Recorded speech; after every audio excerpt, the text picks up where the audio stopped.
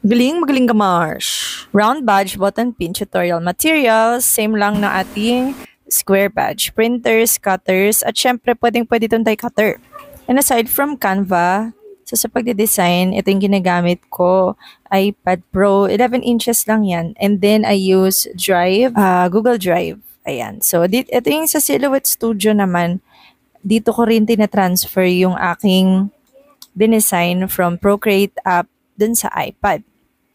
2.25 inches yung pinaka-design na size and then 2.75 naman yung allowance para iipit dun sa mismong badge. At katulad ng sinabi ko, idadrag ko lang yan mula sa file papunta dun sa loob ng template. Kaya sabi ko sa inyo, Silhouette Studio has drag and drop. Lagyan natin ng papel, pakainin ng gutom at yes, pressing time.